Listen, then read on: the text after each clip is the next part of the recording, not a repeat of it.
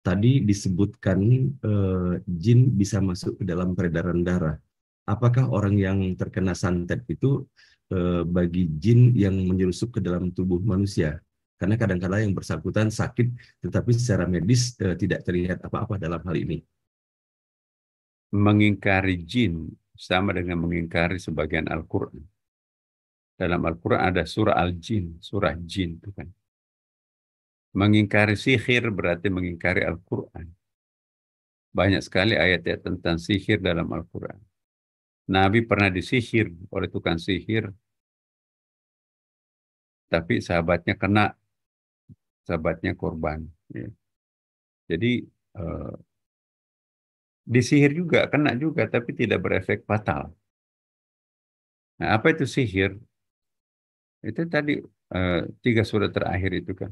Pulang surat bifalak, misyari mahalak, misyari gazikin idha waqab, misyari gasing idha waqab, misyari nafatati fil uqad, misyari hasin idha. Itu surah sihir itu sebetulnya.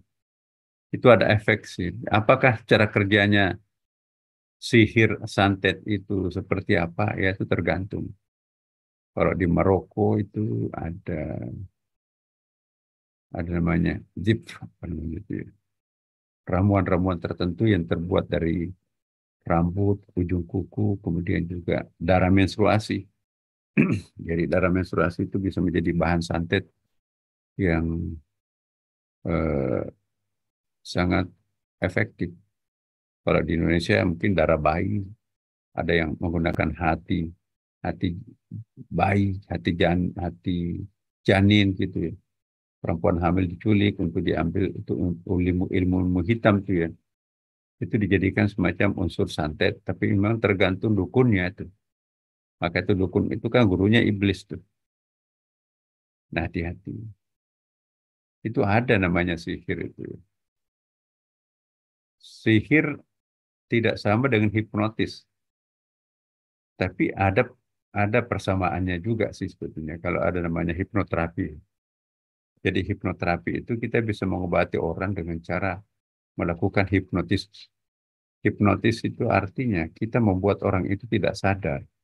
Kita membuat orang itu lenyap rasa sensi apa itu rasa sakitnya. Jadi hilang rasa normalnya gitu ya. Itu namanya eh, hipnotis. Kalau sihir itu negatif connotation, gitu ya. Tapi kalau eh, hipnotis itu ada positifnya, ada negatifnya. Ya, kita bisa menggunakan kekuatan jin untuk menutupi ya seseorang. Ya, kalau kita lihat di apa ya di beberapa pertunjukan, coba di American Talent itu kan, American Talent itu kan biasa menunjukkan ilmu-ilmu sihir. Nah, itu tipu-tipu mata sih sebetulnya. Hanya mata mayoritas yang tidak bisa melihatnya, tapi mata-mata alim yang enggak tuh dia dia tahu dia bisa membaca. Ya. Karena mata alim itu dia bisa melihat eh, hakikat. Contohnya kan sekarang musim haji, ada seorang wali ditanya oleh anaknya atau muridnya, ya Syekh, penuh banyak sekali orang di Padang Arafah ini pakai warna putih. Nyeletuknya, nyeletuk seorang wali. Aku tidak melihat seperti Anda lihat. Banyak orang yang pakai eh, kain ihram putih kayak malaikat gitu. Yang aku lihat itu adalah kebanyakan di antara mereka itu himar itu kuda loh. Kuda kecil, himar. Yang banyak saya lihat ini himar yang menggunakan kain ihram.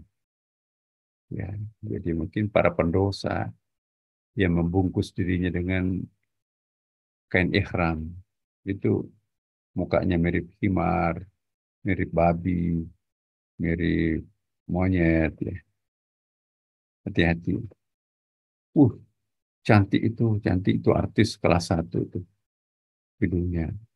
Nyeletuk paling enggak.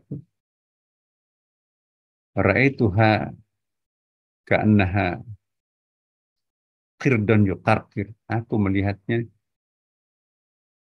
seekor kerah yang cengengisan. Gitu. Artis kelas 1 dianggap dilihatnya sebagai monyet yang sedang cengengisan. Nah, kalau kita yang banyak dosa melihat artis itu cantik banget ya, dengan imajinasi yang macam-macam di kepala.